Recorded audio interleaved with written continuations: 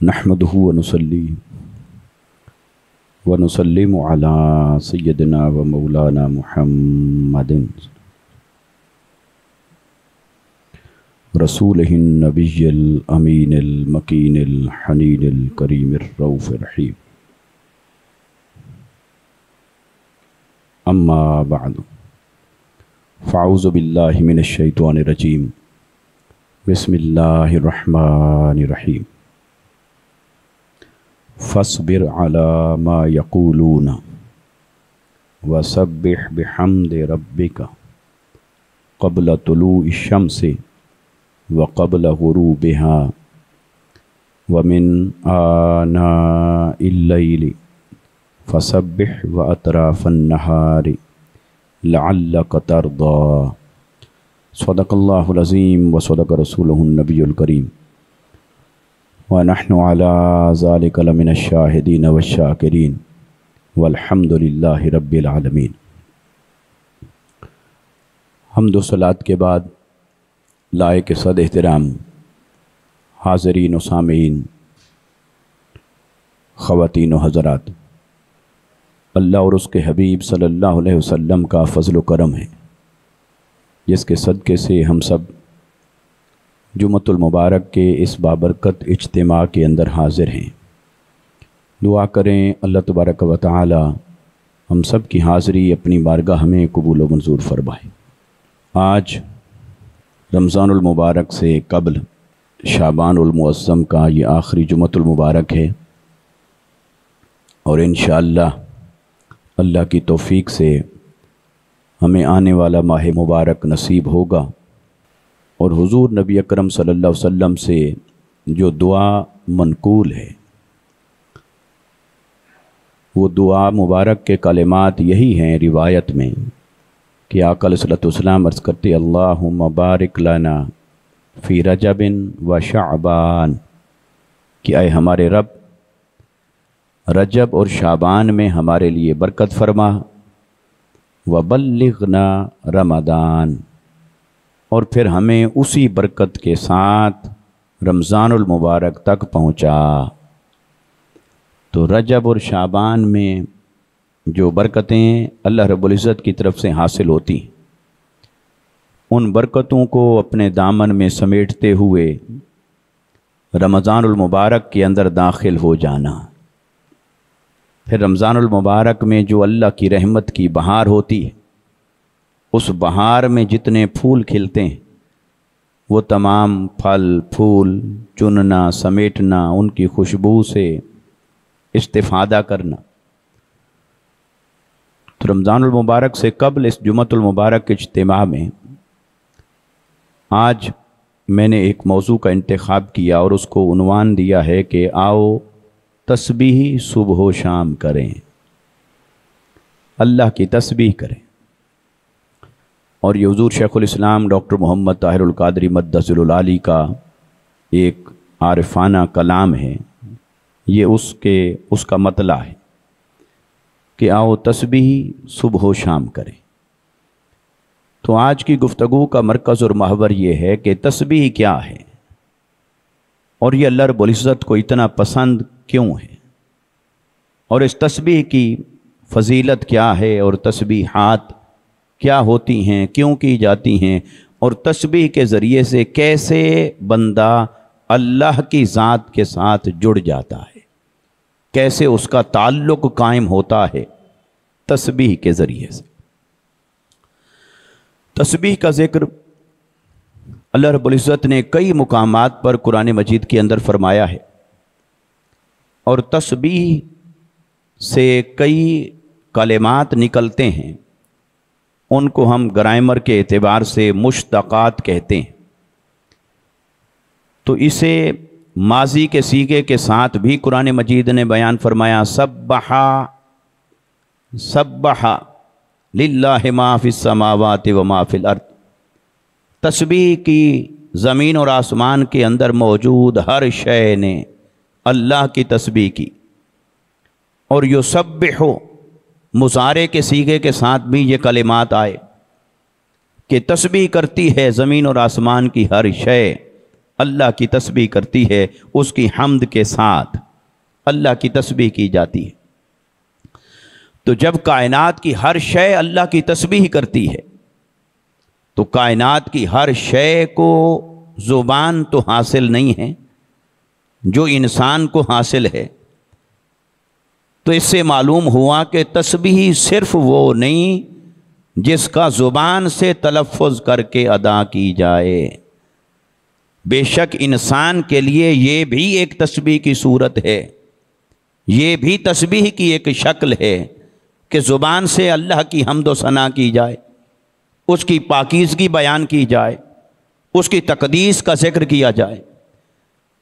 तो फिर हैवानात वो भी तस्बीह करते हैं, दरख्त और पौधे वो भी अल्लाह की तस्बीह करते हैं, चरिंद परिंद वो भी अल्लाह की तस्बीह करते हैं, पत्थर और पहाड़ वो भी अल्लाह की तस्बीह करते हैं, दरिया और हवा वो भी अल्लाह की तस्बीह करते हैं।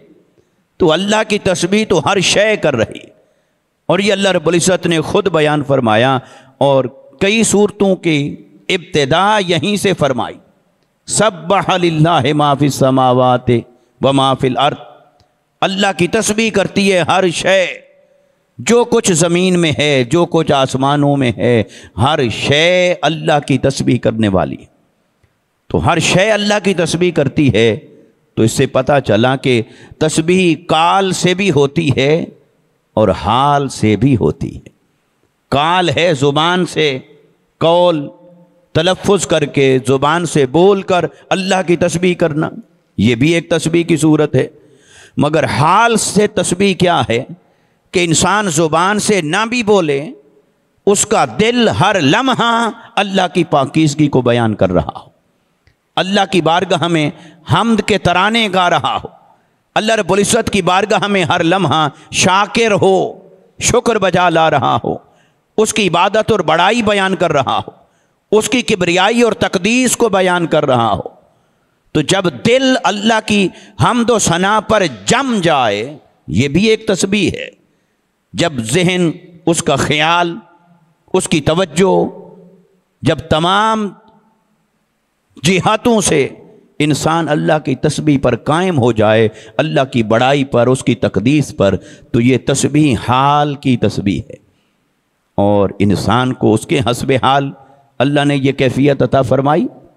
और चरिंद परिंद नबातात जमादात हर शय को अल्लाह ने तस्बीह का अपना अपना तरीका अता फरमाया। अब हर कोई अपने तरीक़ पर अल्लाह की तस्बीह करता है।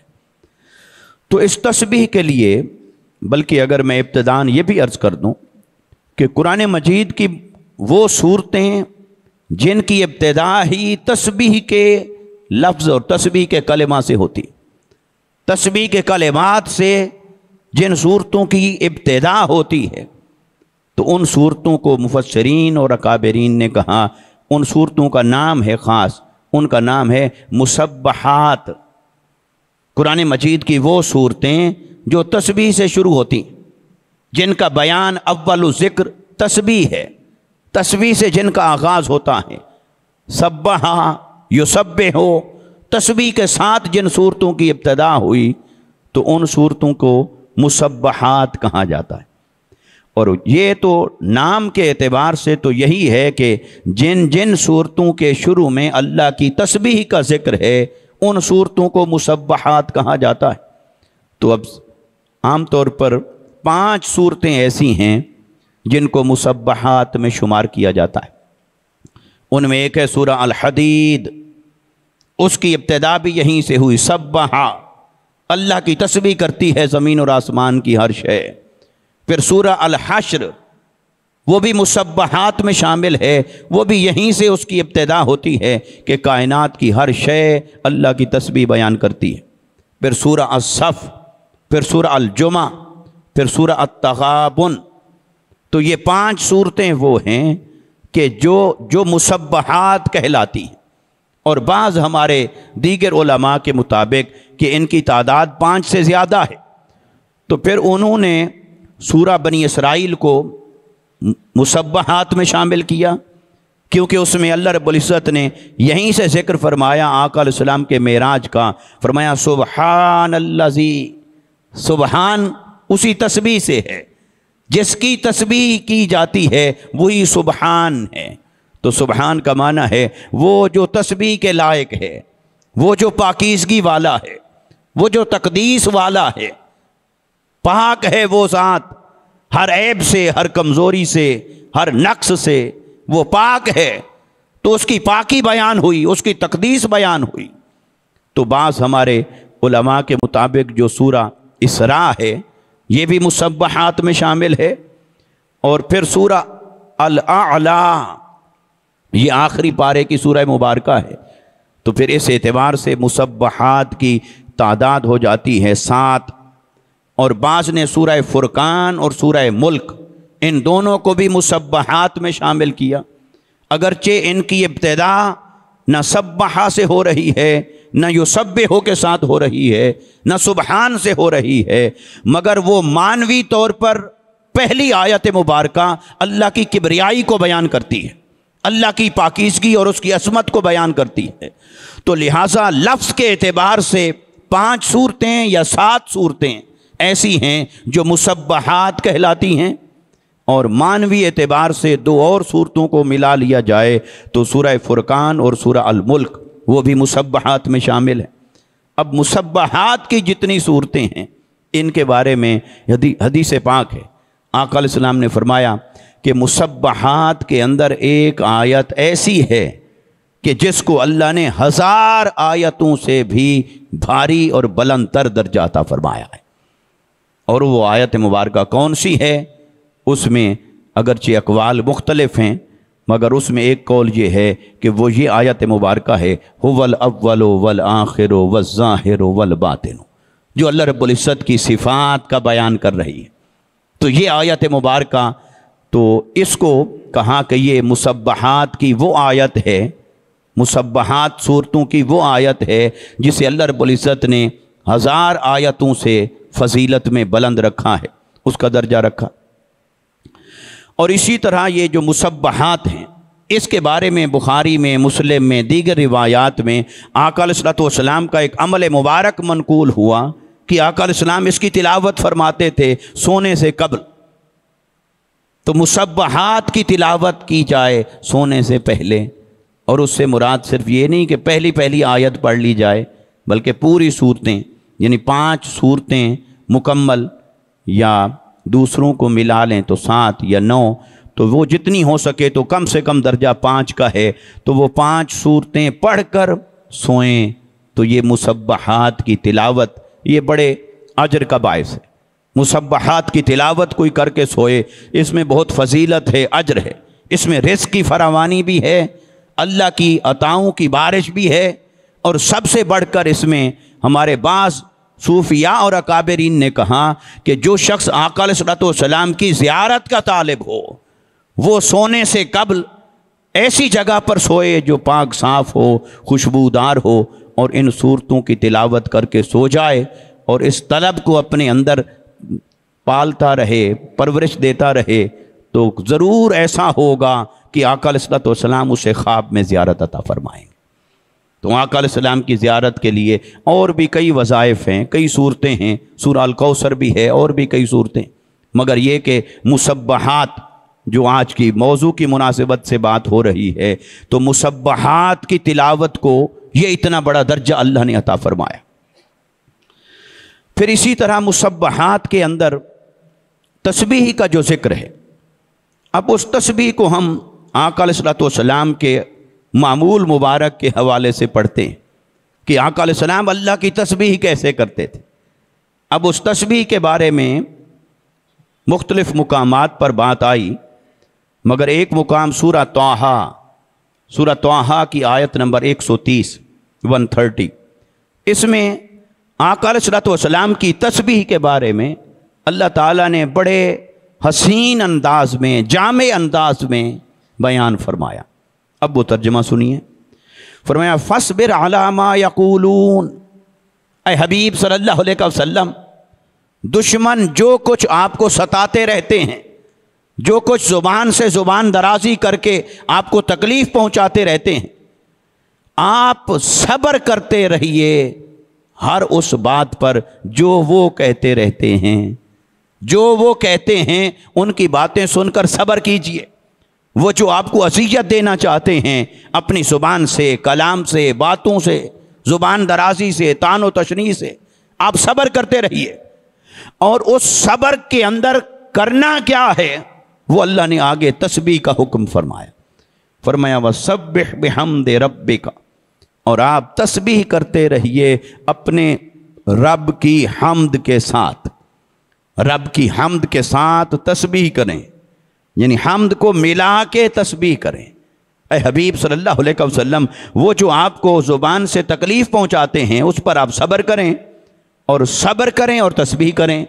तो यहाँ से पता चला कि जब आपको दीन दुश्मनों की तरफ से सताया जाए तो सब्र करें, और सब्र करने के लिए, सब्र पर कायम रहने के लिए, अल्लाह की बारगाह से सब्र का सवाल करने के लिए, सब्र की तलब करने के लिए, उस सब्र को कैसे हासिल करें?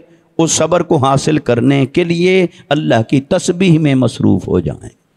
तो जो शख्स अल्लाह की तस्बीह में मसरूफ़ हो जाता है, अल्लाह ताला उसे दुश्मनों पर बरतरी अता फरमाता है, उसे दुश्मन पर फौकियत अता फरमाता है। और इस दुश्मन से मुराद दुश्मन दीन है। ये जो हम वजीफ़े लेते हैं ना, जाकर किसी पीर फ़कीर से, बाबा फलां, ये वो वजीफ़े, भाई दुश्मन पर बरतरी हो, दुश्मन पर दुश्मन ज़ेर हो, दुश्मन ऐसा हो, दुश्मन जलील हो, दुश्मन ये हो, तो वो हमारे ज़ाती दुश्मनियाँ होती, ज़ाती दुश्मनियों की बात नहीं। ये तो आका अलैहिस्सलातु वस्सलाम की सुन्नत में ही नहीं कि कोई आपके साथ ज़ाती तौर पर दुश्मनी करे और आप उसके लिए आपने कभी दुआए ज़रर नहीं फरमाई, कभी दुआए ज़रर नहीं फरमाई, कभी उससे बदला नहीं लिया, कभी उससे इंतकाम नहीं लिया।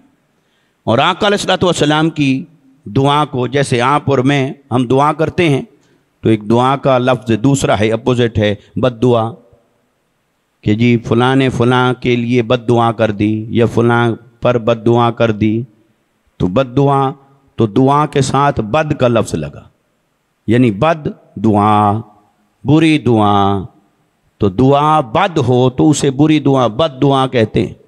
तो आपके लिए और मेरे लिए तो ऐसे लफ्ज़ चलता रहता है बेहतियाती से, लेकिन आका अलैहिस्सलातु वस्सलाम ने अगर किसी के लिए ऐसी दुआ फरमाई जो नुकसान वाली दुआ हो, तो उसको हमारे उलमा ने और ख़ास तौर पर अदब करने वाले और अदब में फ़ना रहने वाले आशिकों ने, उन्होंने कहा हुजूर के लिए ये लफ्ज़ इस्तेमाल करना भी बेअदबी है कि हुजूर ने फ़लाँ के लिए बद दुआ फरमाई।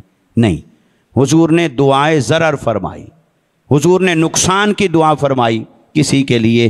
तो लिहाजा ऐसा हुआ, मगर उसे हम बद दुआ नहीं कह सकते, क्योंकि हुजूर की दुआ हो वो बद कैसे हो सकती है? हुजूर की दुआ तो हर हाल में अच्छी है, हुजूर की दुआ तो हर हाल में खैर है। तो इसलिए ये एक बरसबील तज़किरा बात आ गई। तो आका अलैहिस्सलातु वस्सलाम ने किसी के लिए दुआए ज़रर फरमाई, वो चंद एक वाक़यात मिलेंगे, मगर आका अलैहिस्सलाम ने कभी दुश्मनों से इंतकाम नहीं लिया और उनके लिए दुआए ज़रर नहीं फरमाई। तो ये जो हम दुश्मनों की बात करते रहते हैं वो तो हमारी ज़ातियात होती है, अक्सर ज़ातियात होती है। मगर जहाँ वो दुश्मन के आप हक़ पर हों और वो बातिल पर हो, उस दुश्मन की बात हो रही है कि आप हक़ पर हैं और वो बातिल पर है। तो जब वो बातिल पर है तो उस दुश्मन के तानो तशनी के मुकाबले में आप सब्र करें, तो वो सब्र भी अल्लाह से तलब करना है, और वो जो सब्र अल्लाह से तलब करना है वो तस्बीह के साथ तलब करना है। तो इसलिए आका अलैहिस्सलाम को हुक्म हुआ फस्बिर अला मा यकूलून, ऐ हबीब सल्लल्लाहु अलैहि वसल्लम, वो बातिल, वो दुश्मन, वो काफिर, वो दुश्मनाने हक, वो जो आपको अज़ियत पहुंचाते हैं, आप उस पर सब्र करें। और इस सब्र को पुख्ता करने के लिए, इस सब्र को हासिल करने के लिए, इस सब्र को मजबूत करने के लिए आप अल्लाह की तस्बीह में मशगूल हो जाएं, अल्लाह की तस्बीह के अंदर मसरूफ़ हो जाएं। और तस्बीह हम्द के साथ मिला कर करें, हम्द के साथ तस्बीह करें। अब हम्द के साथ तस्बीह की बात आ गई तो आका अलैहिस्सलाम ने फरमाया, हदीस मुबारका है, फरमाया कलेमातान खफीफतान अलल लिसान व सकीलतान अलल मीज़ान फिल मीज़ान। आका अलैहिस्सलाम ने फरमाया दो कलमे ऐसे हैं कि वो ज़ुबान से बोलो तो बहुत हल्के फुल्के हैं, लेकिन जब उन्हें अल्लाह ताला मीज़ान में रखेगा वो बहुत भारी होंगे अपने अजर में, सवाब में और फजीलत में। और फरमाया वो दो कलिमात क्या हैं? सुबहानल्लाह व बिहम्दिही सुबहानल्लाहिल अज़ीम। ये दो कलिमात। तो लिहाजा सुबहानल्लाह व बिहम्दिही, तो सुबहान अल्लाह ये है अल्लाह की तस्बीह, और व बिहम्दिही उसकी हम्द के साथ। तो सुबहान के साथ, तस्बीह के साथ हम्द का कलिमा इसलिए मिला हुआ होता है कि अल्लाह ताला ने हुक्म दिया आका अलैहिस्सलाम को, फरमाया वसब्बिह बिहम्दि रब्बिका, ऐ हबीब सल्लल्लाहु अलैहि वसल्लम अपने रब की हम्द के साथ तस्बीह कीजिए, हम्द के साथ तस्बीह को मिलाइए। ये हम्द के साथ तस्बीह को क्यों मिलाएं और तस्बीह को हम्द के साथ क्यों मिला कर करें? ये जैसे देखें ना, कोई बीमारी होती है और बीमारी कॉम्प्लिकेटेड हो तो डॉक्टर उसको डायग्नोज करता है, उसका नुस्खा देता है, तो वो कहता है इस गोली के साथ मिलाकर ये गोली भी लेनी होगी, ये इसके साथ ये डोज मिलानी होगी, ये इतनी मिलानी होगी, ये इसकी मिकदार है, ये इसकी मिकदार है, तो ये मिला के तो ये इस्तेमाल करें तो ये फ़ायदा होगा। तो ऐसे बिला तशबीह और बिला मिसाल, तो ऐसे रूहानी बीमारी भी कॉम्प्लिकेटेड होती है, वो तो बहुत कॉम्प्लिकेटेड होती है। तो उसके लिए क्या है, उसके लिए भी ऐसे नुस्खे मिलाएं कि उसमें हम्द भी शामिल करें, तस्बीह भी शामिल करें। वो जो नफ्स पर गलबा पाना है, वो जो शैतान के हमले को नाकाम बनाना है, वो जो अल्लाह की इबादत और बंदगी की तरफ आगे बढ़ना है, वो जो अल्लाह की तायीद और नुसरत को हासिल करना है, उसकी मदद और नुसरत को अपने लिए हासिल करना है, तो अल्लाह की हम्द के साथ तस्बीह को मिलाएं, तस्बीह के साथ हम्द को मिलाएं।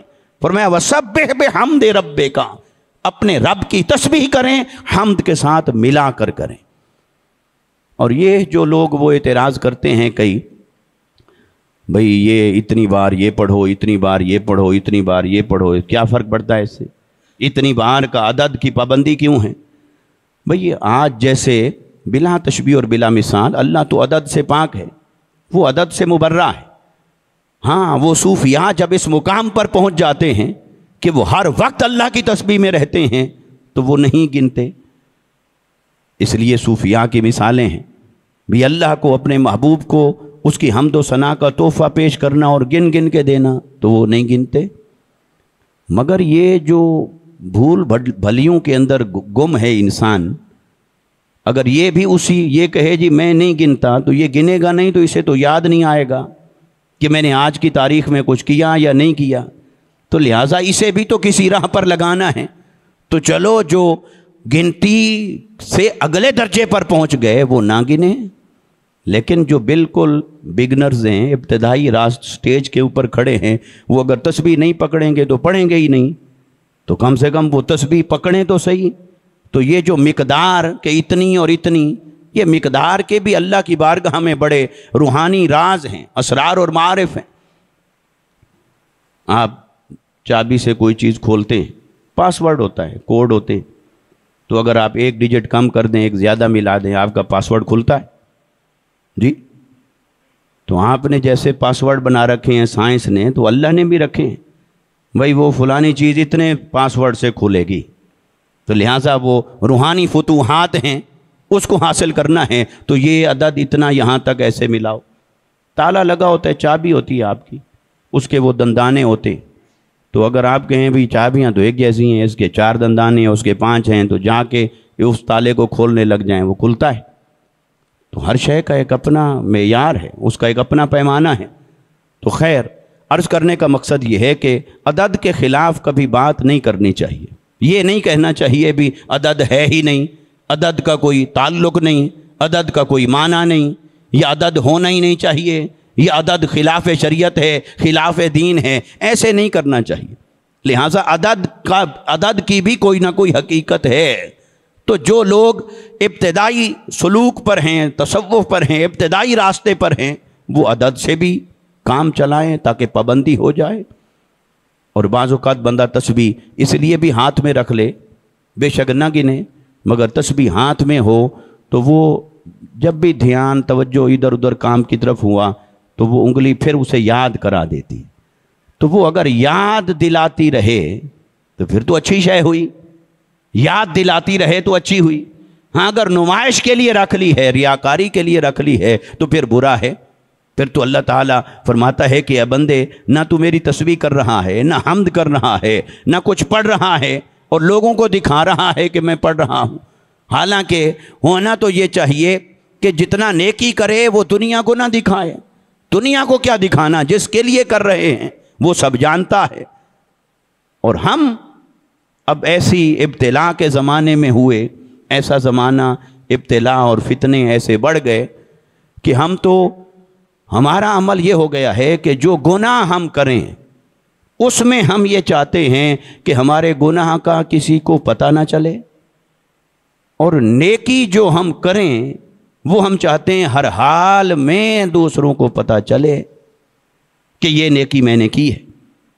اور بعض اوقات تو ایسے ہوتا ہے کہ اگر کبھی کوئی نیکی اکیلے میں کر بھی آئے، کمرے میں اکیلے اگر 2 نفل پڑھ بھی لیے، یا صبح اٹھ کر تہجد ادا کر لی، یا قرآن مجید کی تلاوت کر لی، تو ہم ہیلے بہانے سے ڈھونڈتے رہتے ہیں بھئی کوئی بہانہ ملے آج یہ بات میں بتاؤں، کوئی بہانہ ملے آفس میں کولیگز کو، دوستوں کو، رشتہ داروں کو میں بتاؤں.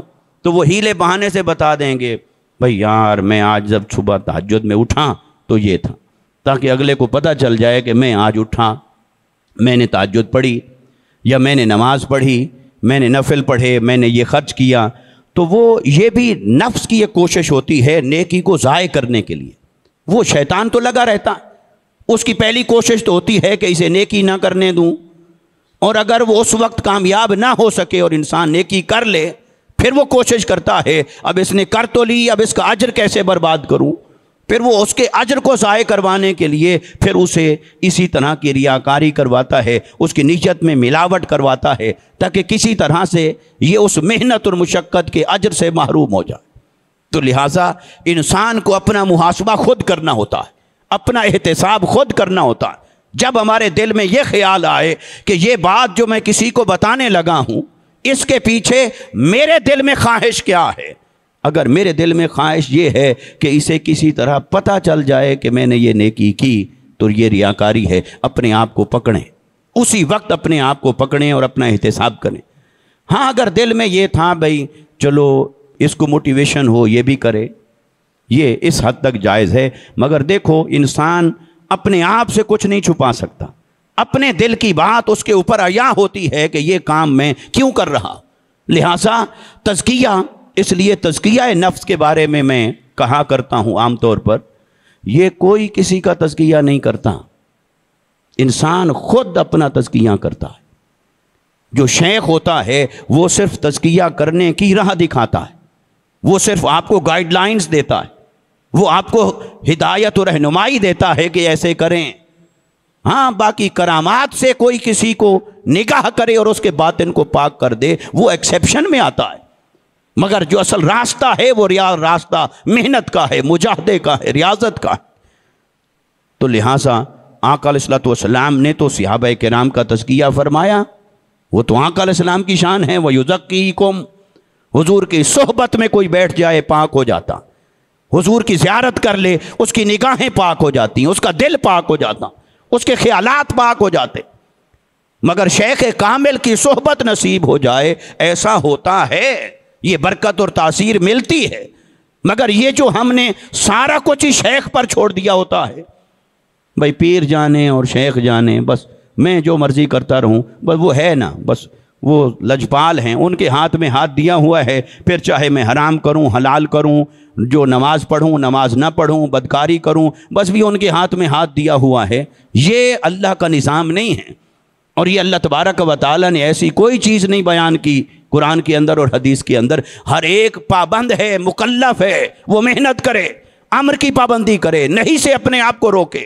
اللہ نے جو احکامات دیے ان احکامات پر عمل کرے، اپنی زندگی کو سنوارے. ہر شخص کو اللہ نے عمل کا مکلف بنایا ہے، لہٰذا اسے اپنے حصے کا کام کرنا ہے. تو اب پلٹ آئیں اس بات کی طرف. تو آقا علیہ السلام تزکیہ فرماتے، اور اسی طرح تزکیہ کے لیے خود محنت کرنی پڑتی ہے.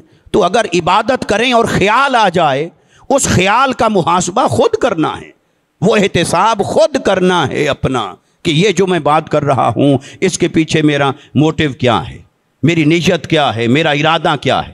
اپنے ارادے کے لیے جب تک آپ خود نگران نہیں بنیں گے، اپنے آپ کو اپنے سامنے اکاؤنٹیبل نہیں ٹھہرائیں گے، اس وقت تک انسان کے ایمان کی ترقی اور اصلاح کا سفر شروع نہیں ہوتا، پھر اس وقت تک وہ غفلتوں کے اندر رہتا۔ اس لیے تو جو عمل کریں تو اللہ تعالیٰ کی رضا کے لیے کریں خالصتاً، تو عدد ہو تب بھی جائز ہے، نمائش کے لیے ہو تو پھر تو کمائی کو ضائع کرنے والی بات ہے، تو تسبیح ہو تو اس لیے یہ کچھ چیزیں آ گئیں کہ اس میں نمائش کو نکال دینا ہے، دکھاوے کو نکالنا ہے، ریاکاری کو نکالنا ہے، خالصتاً اللہ کی ذات سے لو لگانی ہے، اس کی محبت اور عشق سے اپنے آپ کو وابستہ کرنا ہے، اس کے لیے تسبیح ہوتی ہے۔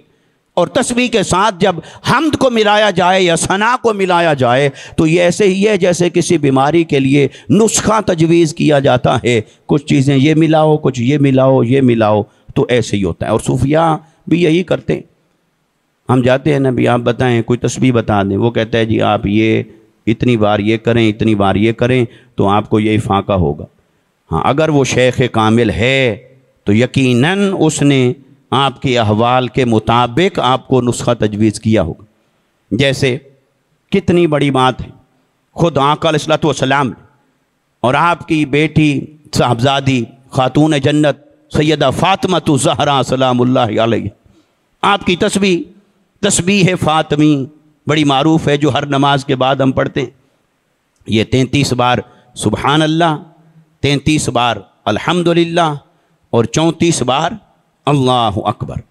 تو یہ جو تسبیح ہے یہ تسبیح فاطمہ کہلاتی، اور تسبیح فاطمہ اس کو کیوں کہتے ہیں؟ اس کا پس منظر ہے اور بڑا ایمان افروز پس منظر ہے۔ آقا علیہ الصلوۃ والسلام کے پاس کچھ غلام آئے، باندیاں آئیں، اور حضرت سیدہ فاطمہ الزہرا سلام اللہ علیہا ورضی اللہ تعالی عنہا آپ گھر کے کام کاج کرتی، چکی پیستی تھی، تو وہ آپ تھک جاتی تو آقا علیہ السلام کی بارگاہ میں حاضر ہوئی۔ پتہ چلا کہ کچھ غلام آئے، باندیاں آئیں، تو دل میں خیال آیا کہ جا کر بابا جان سے ایک باندی لے آؤں تو وہ میرے کام کاج میں میرا ہاتھ بٹائے گی۔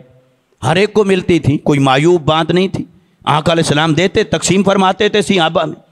جو جنگی قیدی اور غلام آتے تھے، کیونکہ اس وقت تک اسٹیٹ کے پاس انتظام نہیں تھا کہ جنگی قیدیوں کو کہاں رکھا جائے، وہ یہی مینجمنٹ کی تھی کہ انڈیویجولز کے ہینڈ اوور کیا تھا تاکہ یہ اس کو مینج کریں، ان کی کفالت کریں، ان کی نگرانی کریں، یہی انتظام کیا تھا۔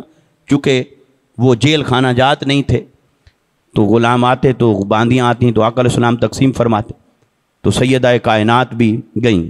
اور ایک روایت میں تو یہ ہے کہ آپ نے خود بات کی، اور ایک روایت میں یہ ہے کہ آپ گئیں تو دیکھا کہ آقا علیہ السلام تشریف فرما نہیں ہیں، اپنے گھر میں حجرہ مبارک میں باہر ہیں۔ تو جب آپ باہر تشریف فرما ہیں تو سیدہ کائنات سلام اللہ علیہا تو انہوں نے ام المومنین حضرت عائشہ صدیقہ رضی اللہ تعالی عنہا سے اپنی بات کر دی۔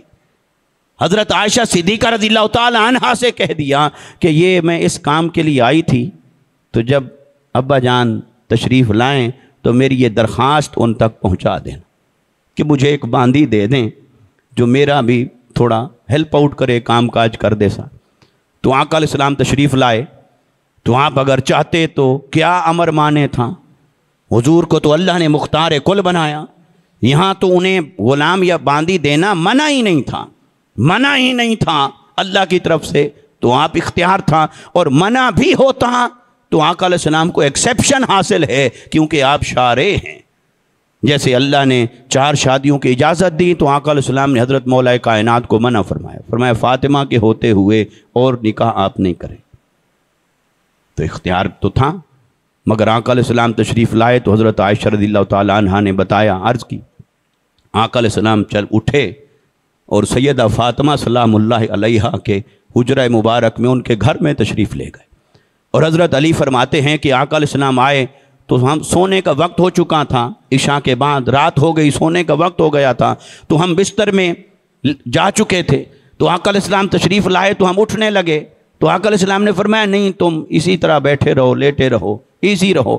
تو آقا علیہ السلام آئے اور سیدہ فاطمہ اور حضرت مولا کائنات رضی اللہ تعالیٰ عنہما ان کے درمیان آقا علیہ السلام بیٹھ گئے، اور آقا علیہ السلام نے فرمایا کہ بیٹی، میں تمہیں ایک باندی دینے کی بجائے جو تیرا ہاتھ بٹائے اور تیرا کام کاج کرے اس سے بہتر شے نہ دوں؟ تو عرض کی جی ابا جان آپ عطا فرمائیں۔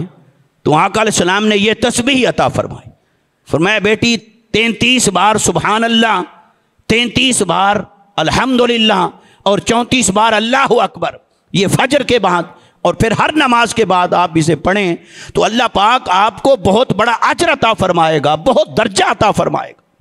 قربان جائیں، آقا علیہ السلام نے اس ظاہری مشقت سے بیٹی کو نہیں نکالا، وہ جو تکلیف تھی، محنت تھی، مشقت تھی، آقا علیہ السلام نے اس سے نہیں نکالا، فرمایا اس مشقت کو برداشت کرتی رہو، فصبر، صبر کرتے رہیں، تکلیف جو پہنچی اس پر صبر کرتے رہیں، جو تکلیف آئی صبر کرتے رہیں، اور کیا کریں؟ صبر کرنا اگر مشکل ہو رہا ہو تو اللہ کی تسبیح بڑھا دی جائے، اللہ کی حمد و ثنا بڑھا دی جائے، اس حمد و ثنا کے بدلے میں اللہ تبارک و تعالی اجر عظیم عطا فرماتا ہے، دل کو تقویت عطا فرماتا ہے، اور دل کو حوصلہ اور ہمت عطا فرماتا ہے۔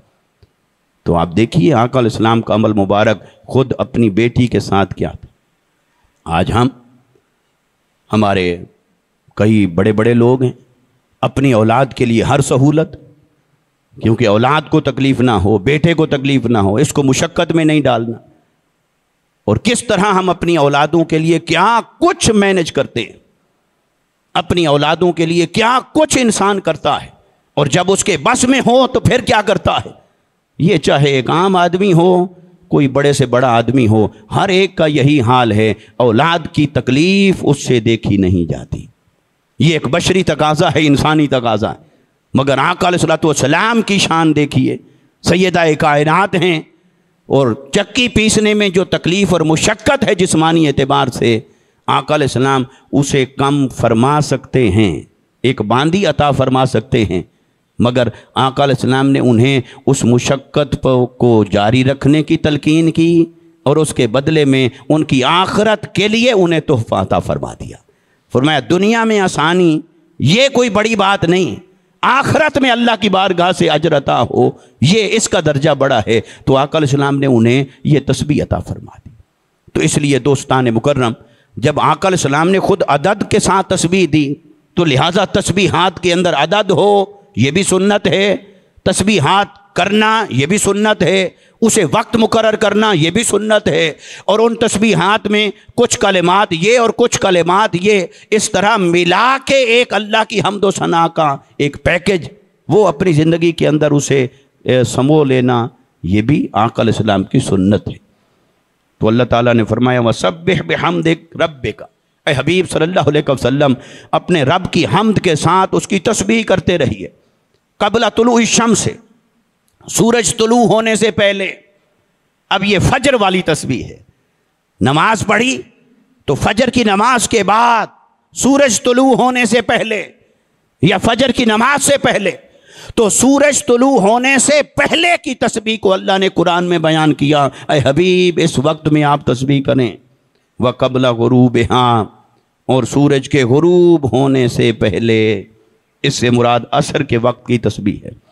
اور پھر فرمایا وَمِنْ آنَاءِ اللَّيْلِ، رات کے ابتدائی اوقات میں، رات کے ابتدائی اوقات کیا ہیں؟ وہ مغرب ہے، وہ عشاء ہے، وہ رات کے ابتدائی وقت ہیں، اس میں تسبیح کریں۔ پھر فرمایا وَأَطْرَافَ النَّهَارِ، اور دن کے دونوں کناروں پر آپ تسبیح کریں، جب سورج طلوع ہو رہا ہو تب بھی تسبیح کریں، جب سورج غروب ہو رہا ہو تب بھی اللہ کی تسبیح کریں، تاکہ طلوع ہوتا ہوا سورج بھی گواہی دے کہ آپ اللہ کی حمد و ثنا میں تھے، اور غروب ہوتا ہوا سورج بھی یہ گواہی لے کر جائے کہ باری تعالیٰ تیرا بندہ تیری حمد و ثنا اور تیری تسبیح کے اندر مشغول تھا۔ اور آخری بات فرمایا لعلک ترضی، اے حبیب صلی اللہ علیہ وسلم یہ صبح کی تسبیح، شام کی تسبیح، سورج طلوع ہونے سے پہلے کی تسبیح، غروب ہونے سے پہلے کی تسبیح، غروب ہونے کے بعد کی تسبیح، دن کے کناروں کی تسبیح، یہ سب آپ اس لیے کرتے رہیے تاکہ آپ راضی ہو جائیں. تاکہ بولیے یہ جملہ سارے اپنی زبان سے بولیں، تاکہ آپ راضی ہو جائیں. اب اللہ کی عبادت کیوں کی جاتی ہے؟ کہ عبادت کرنے والا راضی ہو جائے یا اللہ راضی ہو جائے. انسان جو اللہ کی عبادت کرتا ہے تو وہ اللہ کی عبادت کس لیے کی جاتی ہے؟ اللہ راضی ہو یا جو تسبیح کرنے والا ہے وہ راضی ہو جائے.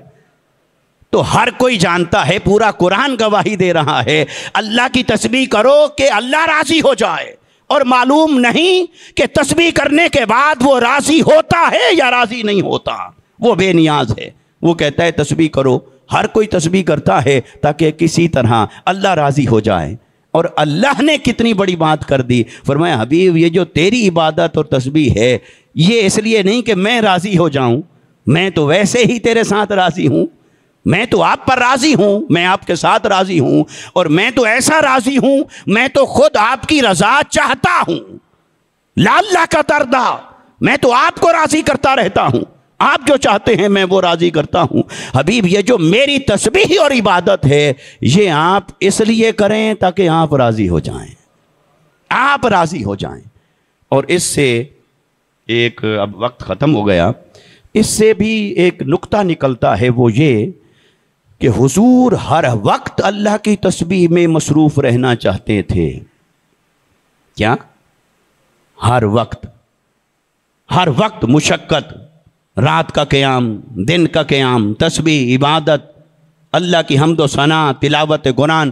یعنی آقا علیہ الصلوۃ والسلام جیسے حریص علیکم ہیں، امت کی بھلائی کے لیے آپ حریص ہیں، ایسے اللہ کی عبادت کے لیے مصطفیٰ حریص تھے. ہر وقت اللہ کی عبادت اور مشقت. اور اللہ نے جب یہ دیکھا تو اللہ نے فرمایا حبیب تھوڑا کم کر لے. ہر ایک کو کہتا ہے بڑھاؤ، مصطفیٰ کو کہتا ہے تھوڑا کم کر لے. ہر ایک کو کہتا ہے بڑھاؤ، چاہے پاؤں سوج جائیں کھڑے رہو، اس کی مرضی، وہ قبول کرے وہ نہ کرے. لیکن مصطفیٰ سے محبت ایسی ہے کہ وہ کہتا ہے اے حبیب آپ کم کر لیں. یا ایھا المزمل قم اللیل الا قلیلا نصفہ او انقص منہ قلیلا او زد علیہ ورتل القرآن ترتیلا. حبیب تھوڑا کم کر لے. تو مجھے لگتا یہ ہے یہ جو اللہ نے فرمایا لعلک ترضی، حبیب ان اوقات میں تسبیح کریں تاکہ آپ راضی رہیں. اس سے وہ آقا علیہ السلام کی چھپی ہوئی خواہش کی طرف اشارہ ہے کہ حضور تو چاہتے تھے ہر وقت تسبیح کرتے رہیں، اور وہ مشقت تھی، اور اللہ نے کہا حبیب تھوڑی کم کریں. اور کم کرنے کا جب حکم دیا تو دیکھا کہ حبیب کا دل بوجھل ہو گیا ہے کہ میں تو تسبیح اور کرنا چاہتا ہوں، اور وہ کہتا ہے نہیں آرام کریں.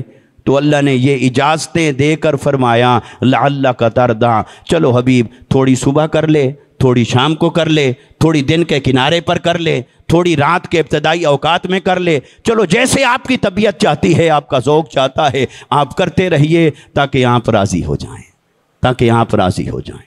اللہ تبارک و تعالی ہمیں ہر حال میں اپنی عبادت اور بندگی کی توفیق عطا فرمائے. تو بہت شکریہ. السلام علیکم ورحمۃ اللہ وبرکاتہ.